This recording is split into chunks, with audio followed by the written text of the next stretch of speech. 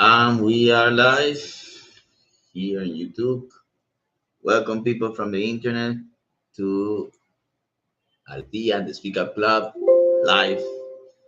Um, let's say we are getting to use launching not exactly, but simply breaking out on new equipment. Let's see if it works.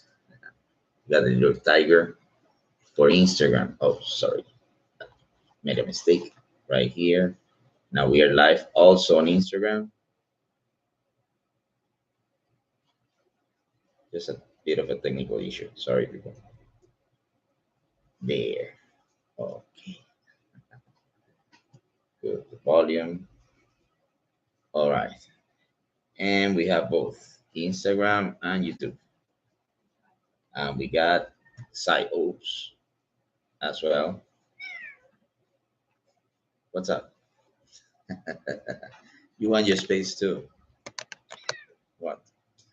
No, it's not working that way. Okay. Like this, I think. Yeah, better. Sorry, people. It's just that with the new gear, it's not very stable. Then, give me a second. Size, sorry. All right, that's better. Your phone. Can you close the door? Thank you. Okay. Sorry, people. Man. What's going on here? Okay. Yes. And yes, much better. Okay, people. Sorry. The very first seconds have been a little bit hectic because of this new gear I was trying to use today. Anyway, no problem. As you can see on the title, uh, post Christianity. I thought a lot about the title of post Christianity because, of course, what does that mean in reality? And I was obviously inspired on the idea of postmodernism as a movement that signified quite a lot in the area of philosophy and politics, both. And obviously, it was a movement that consisted of changes. Sorry, consisted in changes that happen throughout many different aspects of real life in the West, which make the whole movement as something that we need to always take in mind.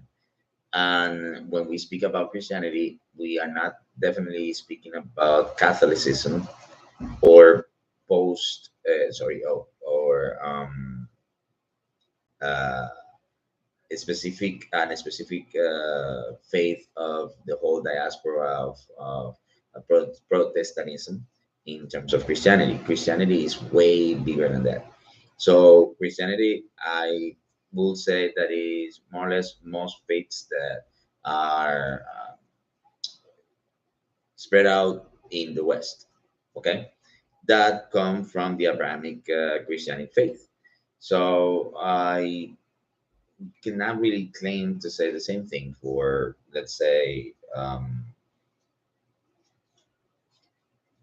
Orthodox Christianity because we don't have the same levels of the same um, experiences, in a way, you can say. But we can definitely compare everything that happened because of Christianism, the original Christianism, and um, in the last 2,000 years in all the West. And so, yeah, that's why it is composed in the form it was, the idea of post Christianism. In specifically, this the explanation of the title says, the last 20 years, the last 2 decades. Specifically because obviously there have been the decades that we can claim that we have been investigating and reading quite a lot about the matter, plus of course our own experiences. Now, of course, I will have to go and give a bit of a feedback, sorry, of a background of what I'm referring to, our own experience, our own church going experience. And I guess that I'm not the only person that could claim to have an experience of attending church from early age. I guess that most people my age, for some reason or another, have attended one type of Christian church, be it Catholic, be it evangelic, Jehovah Witness, Mormon. Um which one is another one that's big? Adventist, etc. And as hello, as such, these particular big religions that go across the the two major continents, in reality four major continents that we are referring to, which is Africa, Europe, North and South America. These ones have been so, let's say, influential in many different things that have happened uh, in those countries. If I focus simply in Latin America, we can say how important the evangelic movement and the Catholic movement have been. So much that in many different political parties, uh, people that get introduced to these political parties. Some of them have been actually taken from different religious movements. If not, there would not exist, parties that the social Christian parties, and the social Christian party exists everywhere throughout Latin America and in different forms. In the U.S., that everybody knows that is supposedly non-religious country, but you got the Republican Party that is hugely supported by the evangelic church, and as such, obviously, many of the senators of American country are or profess the Christian religion openly. So 20 years, we're speaking about the 2000s, you realize that a lot of people that have had that experience of having attended church once or all their lives, they began to see things from a perspective that was a little bit different than what their parents had. In the case of the parents, religion was more or less like the only way parents had to access to certain things that only society had access to. Like, for example, in certain places, your um, birth certificate came along with your baptism. So, of course, there was not real separation between church and state. If church helped in collecting this data that was important for the state, that is something that still happened in the 20th century. Why? Well, because the lack of organizations that many governments had. And we all know that eventually that thing had to be fixed. And as it was fixed, people did not really have to use church so much as, for example, to get married, to get registered, birth registration, the function registration, etc., etc., etc. Those things were not really administered by the church anymore. So, of course, these people grew up with not having church as a major role in their lives as opposed to what their parents had. And because of that, going to church when reaching adulthood was, it became more of an option than a tradition per se. It was, yes, tradition, but more as an option, as you didn't have to go to church every Sunday. For example, those of people that attended church on Sunday, they did go depending on their fondness to church, but again, it became an option. Many people had their seasons of absency to church, and that was a normal thing. And I'm speaking about on the idea of church attendees and others that were not necessarily church attendees but still profess some sort of faith. They use special days to attend churches, as you know, Easter celebrations compel many people to attend Christian churches, and Christmas as well. There are weddings, there are burials, etc., etc., in which you know you, as a social thing, you see yourself compelled to attend church, and that is one of the greatest benefits that church going have. The idea of people easily, without any other ulterior motive, they begin to socialize. They begin to make community life. Community life today, more than ever, is necessary, as we all know that the world has become more isolated. The more we got involved with so much dynamic, so many different things are even polluting our minds in terms of the access things that we have towards you know everything.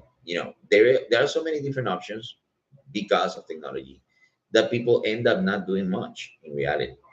I mean, regular human being right now in the West, if you have a job, you have the chance to, apart from your job, let's say go to a gym, attend a club, and study a master if you already are a university graduate, study a master or a PhD, etc. Maybe learn a different language, practice a sport, possibly apart from the gym, and of course, attend your family. Look, look, the priority that I put on that, and because of that, because of family, most people don't do any of this. They just, you know, go home to rest, spend a little time with the family, and prepare for the next day. Most people end up doing that because a lot of people are busy. Of course, I'm not saying that there is not true that there is a big number of people that are faithful to their custom of attending church. That is not criticizable at all. And again, I will say that that is the best benefit out of attending church. The fact that you have the capacity of doing something totally different from those seven things that I mentioned just before, and you had the possibility of also uh, gain something extra that is not necessarily physical. Though sometimes there are physical things that you gain by attending church. But what I mean by something extra is that church environment is not necessarily a toxic environment. All the opposite.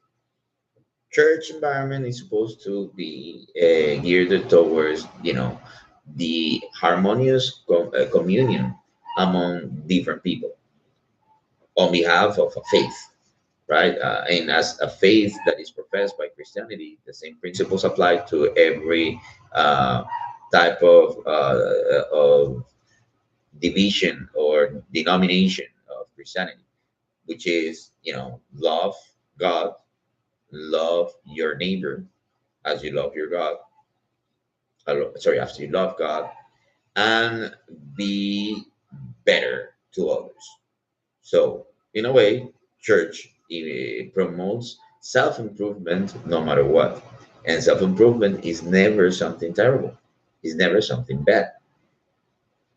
It can be toxic the way it is promoted. We all know that is true. But again, in itself, it's not supposed to be bad. So, we cannot really criticize church attending or church going by being, for example, superfluous activity. Not at all. all the opposite. Going to church, seeing how you can integrate with the community of church will make you obviously be aware of different situations, different things, sorry, in which you can help your community with. As many Christian communities are constantly involved with different things that not necessarily have to be bad, like cleaning a place, uh, helping people that need attention at asylums, hospitals, etc., etc., etc. So churches manage to do stuff, manage to make people do stuff for their community without the interest that it comes normally behind doing stuff. Um, like pro bono never really exists on this. There is church, and when it is church, everybody knows that you do it for free. You do it for the love of God, which is supposed to be filtered by the love of your neighbor. Okay, so again, those principles apply to the experience of attending church, and as it is, that's the sole motivation people have for attending church. So of course, once you meet a group of people that you make a bond with, you somehow feel a great feedback of that, let's say, spirituality you obtain from them. You get the motivation of making friends with them and integrate them in other aspects of your lives. So of course, again, that's of a lot good to say from what it means attending church. Now, obviously, for the people that are not so fond of attending constantly, is because bonding with church community is not necessarily that easy. Depending on your denomination, there are certain ones that are more or trying to make their congregations integrate more than others. Like, so it happens with, for example, traditional Catholics that not necessarily are supposed to receive uh, the same congregation church Sunday after Sunday, or whichever the days that they have for the different services that they offer. But it's true that normally the attendees of this church are people from the community where the church is established. So you got a little bit of this and a little bit of that now. We all know, because it's not a secret to anyone, that if you attend church in a day that they have service in the evening, let's say a day like today, a Friday evening, you go to church, you will not really see so many young people. You're not gonna see a lot of them in reality. And if you go to Sunday morning, you will get to see some families that have young people among them. But again, it's a growing tendency that there is not a huge engagement with young people and churches. So that happens in Catholic churches, in Protestant churches. You can see that the influence of parent authority over their kids to attend church is huge. Still, the numbers of young people attending church are not that big, and this is a big thing.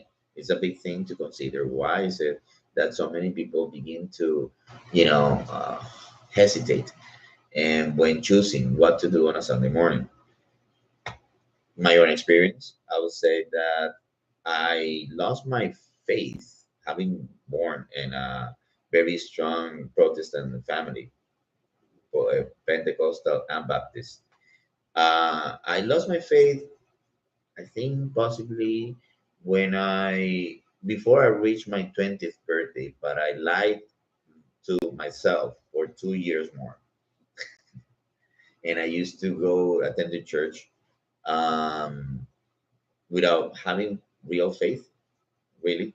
But just because I was taught to go to church every Sunday plus other days, it was basically where I made most of my friends.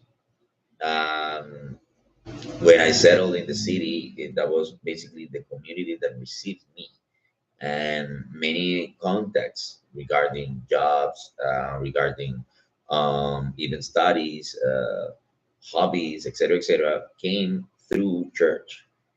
So obviously, I can speak on the first hand of what I was just referring to before about how a person makes community in church.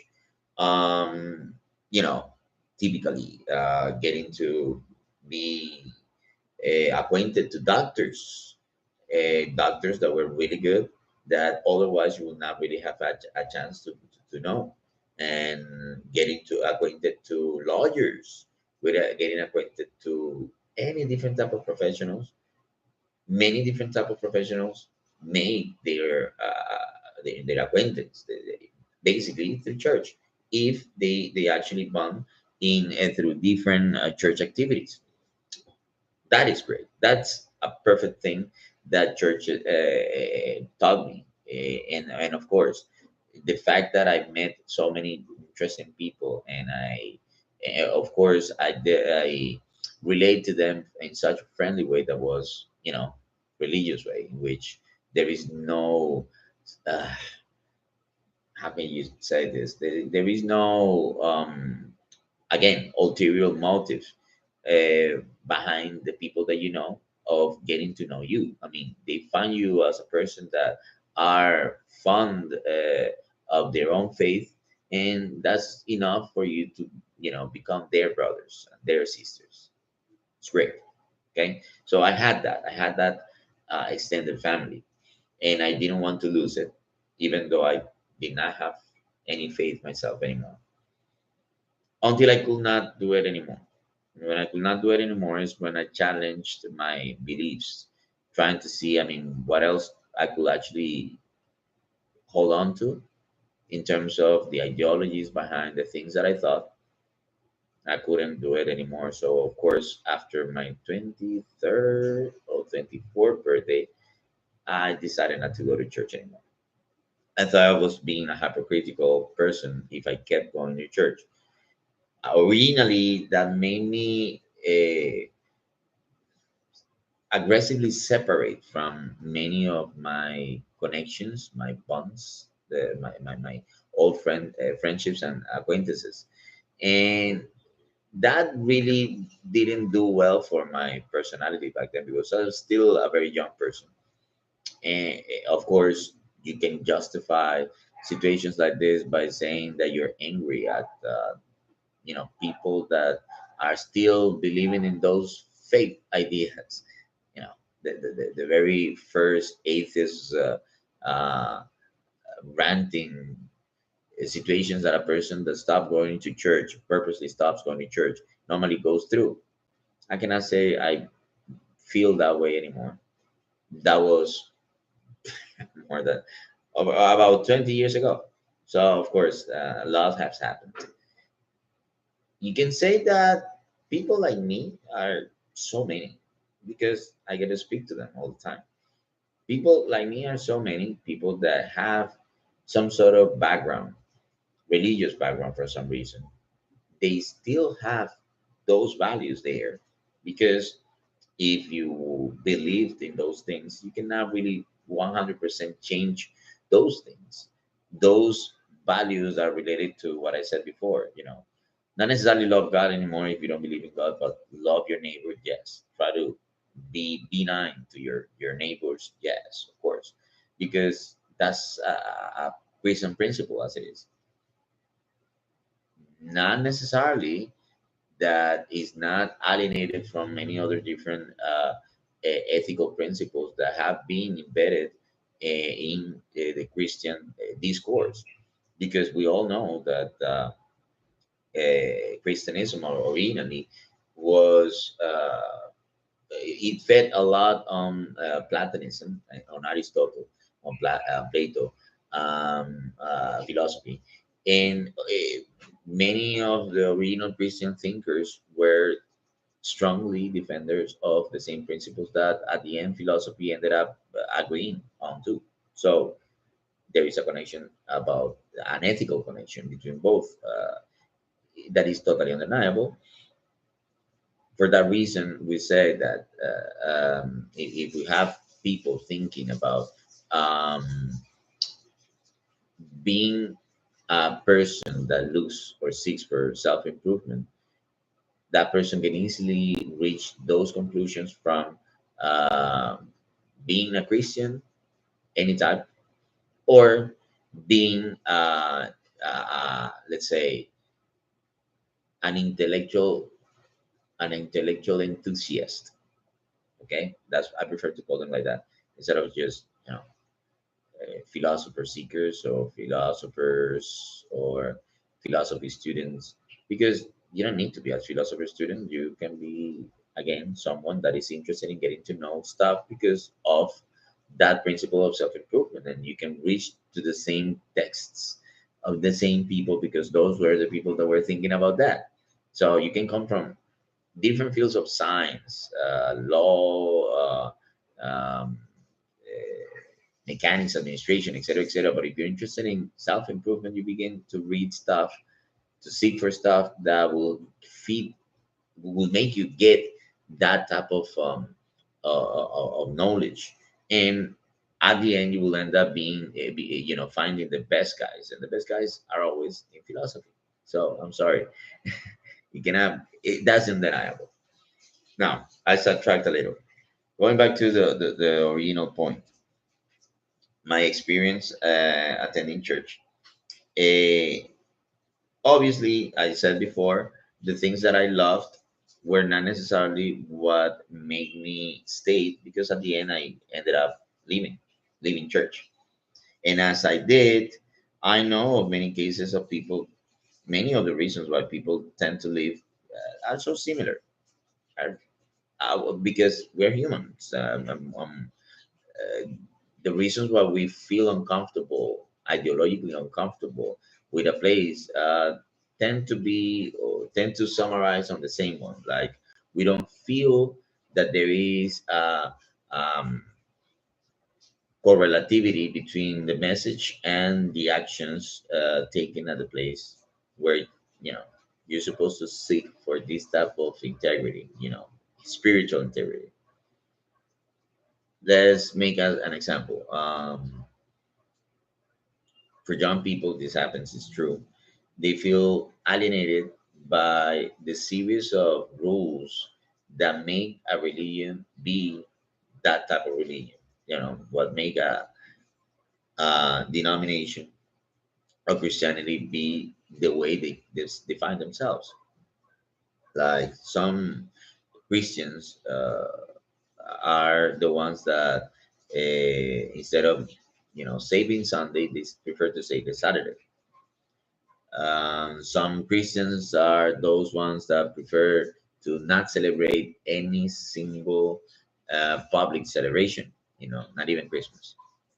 There are some of those that have problems with people wearing certain type of clothes, specifically women, like women wearing pants or makeup, for example. And some of them are the ones that make people not listen to, let's say, like traditional music or popular music. Instead, they can only listen to the music that it is provided by, in this case, the creators within that particular denomination, and so on, with so many different restrictions. And I'm not really mentioning the difficult ones, I'm just mentioning some of the most superficial ones. These sort of things tend to become a burden for, let's say, people my age, when attending a church, trying to look for a place for emotional or psychological refuge, and then dealing with things that just simply put you off. But if you put the same situation to younger generations, it's even worse, because younger generations are known to be less tolerant than everybody else when it comes to accepting traditions, just because traditions are the way they are. Younger generations will definitely challenge any type of preset, any type of standard that is given in terms of um, how a thing is supposed to be done just because, right? So of course, the kids, the children of people my generation are even more challengers of the position of attending church than the generation of the parents themselves. So if the parents are lax when attending church, kids will even be worse, even if they still tell themselves and make their kids to say that they follow that particular faith. Again, I'm not speaking about believing in God. Many people have actually having faith in itself is a personal thing, a personal matter. You believe in whatever you want to believe at the very end. If you believe that God is the God that is described by the Bible, exactly the same God, well, you have a great imagination because that God is really variated. I mean, the Old Testament and New Testament gods are a little bit different in terms of the character they present. But still, if you have the capacity of joining all those representations of God in one, the one that actually fits for your faith, that is great and that is as it is supposed to be. But there are some other people that have other ways of thinking about God. Like, for example, among intellectuals, I've heard many copying that idea of the God of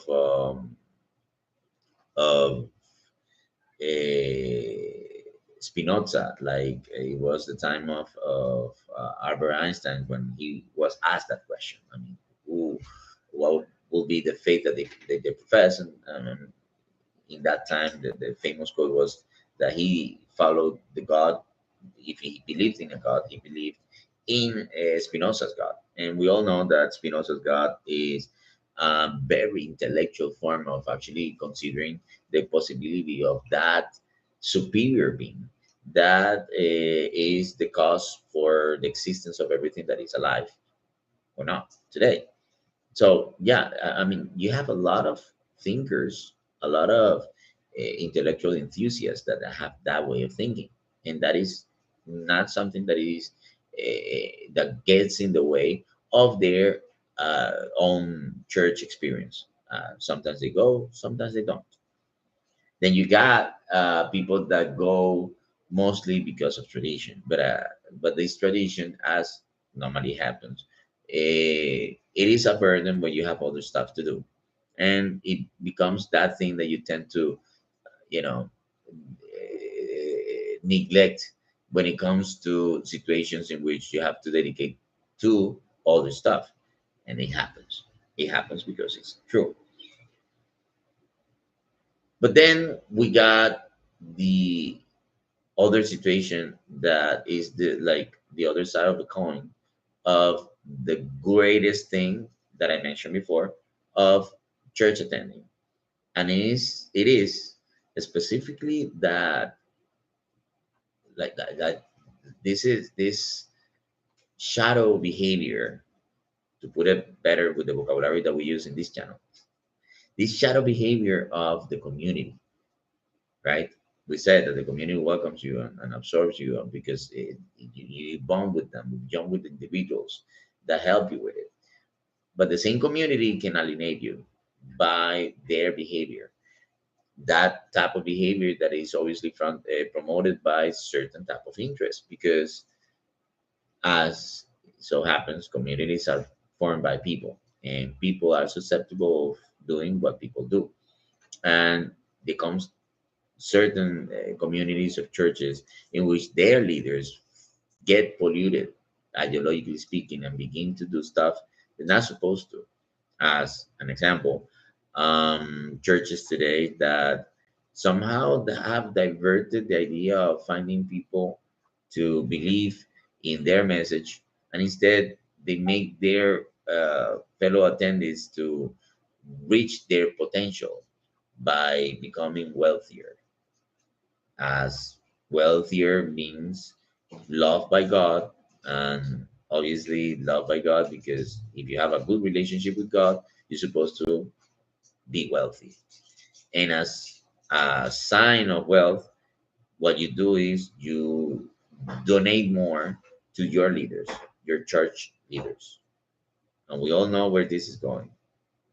So many different cases of corruption of many different churches everywhere, all the way from the US to Latin America, all the way in Europe.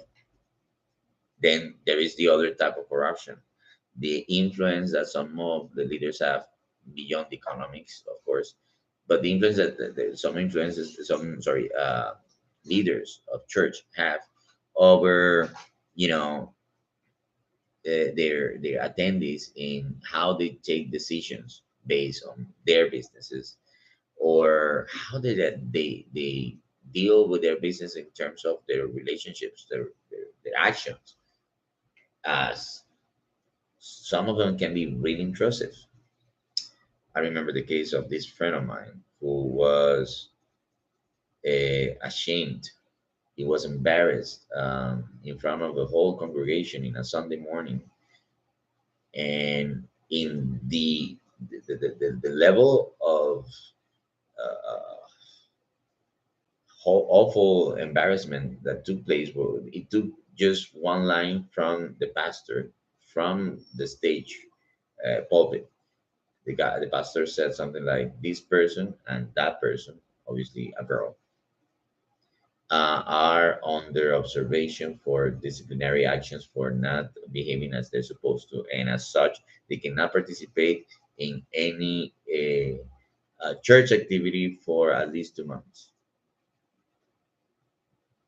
That particular type of behavior is one of the least that can happen in any church. And as a person who is put into that situation, i- we can say that is beyond humiliating. It's just something that is not supposed to happen at all.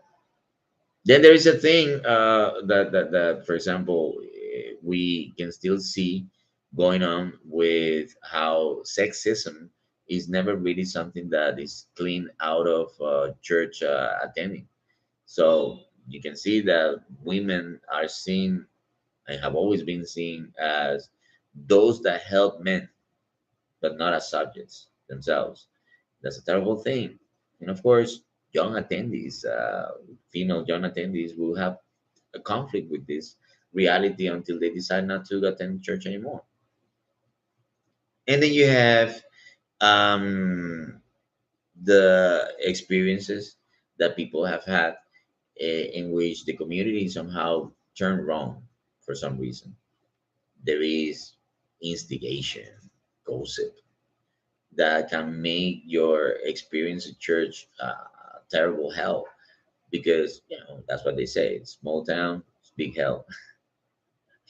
And it so happens that your things can be aired in public, and you probably will not know that in any particular meeting people will be speaking about your stuff so openly that that definition that Slavoj Žižek mentioned in his book Violence, which is uh, uh, symbolic castration, actually get to happens to you.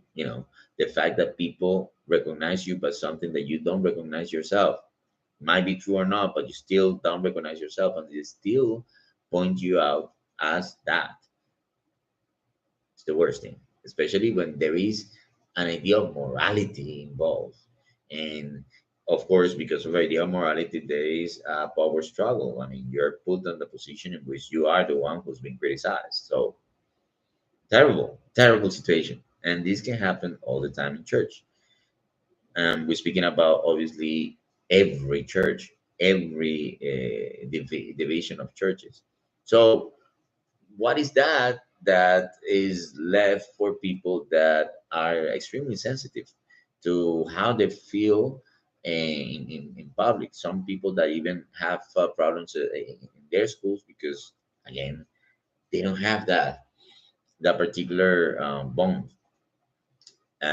with others. They don't feel that they're supposed to be opening up in front of others. So church is even worse for them, since apparently you are made to. to share stuff that you don't want to in church, and you are made to feel like you are unworthy or somehow. That is another big one for many church attendees. The fact that a big message that you constantly reminded of is that you're unworthy for some reason, and you are you're being raised by the you're being raised by virtue of obviously God's mercy, but because of that, then you're supposed to do certain type of actions sometimes that may you look again out of place as a person that is unworthy of source,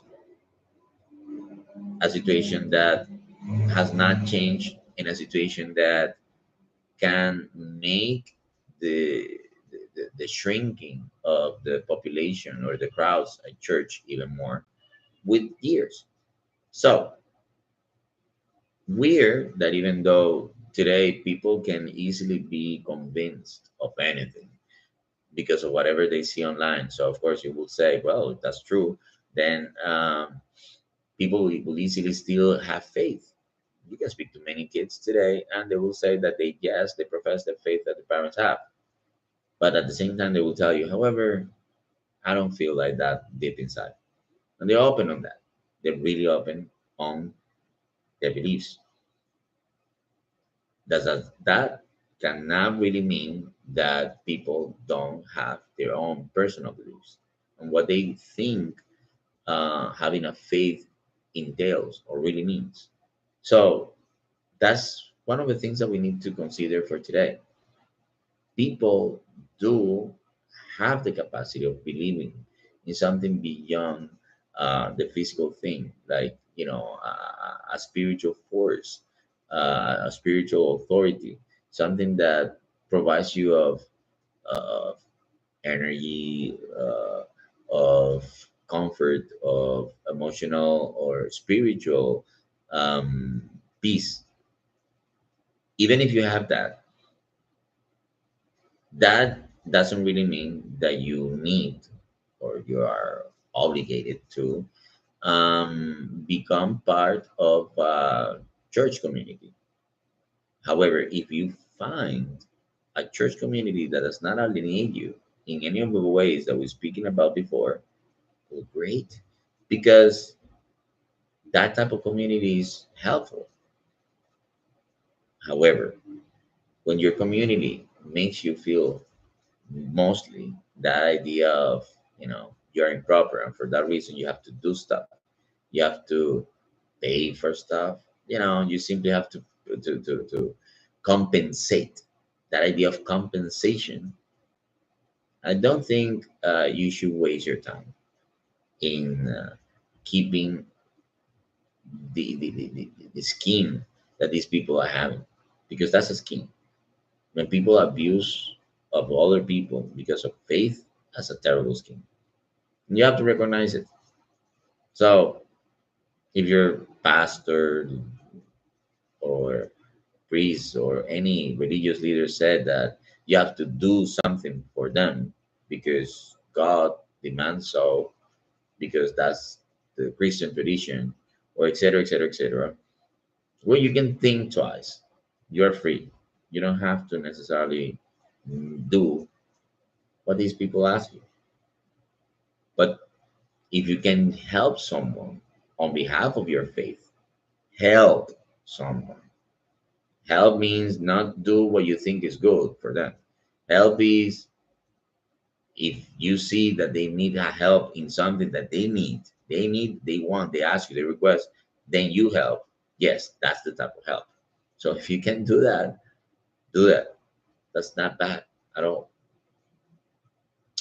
And with this, we reach our conclusion.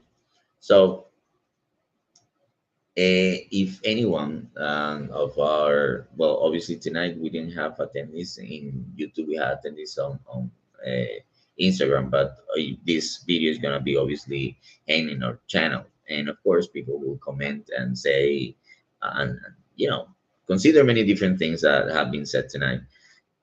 If anyone felt that we treated the whole experience of attending church lightly, we sorry if you felt that way, but that was not really the intention.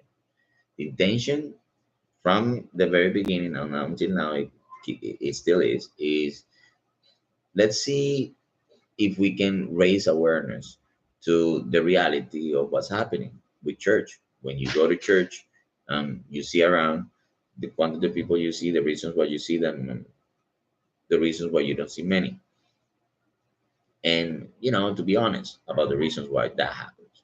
And if that's the case, as you are, if you are part of a church community and you possibly have a voice to say something about it, well, why not trying to, chip in a comment and say, things can be better.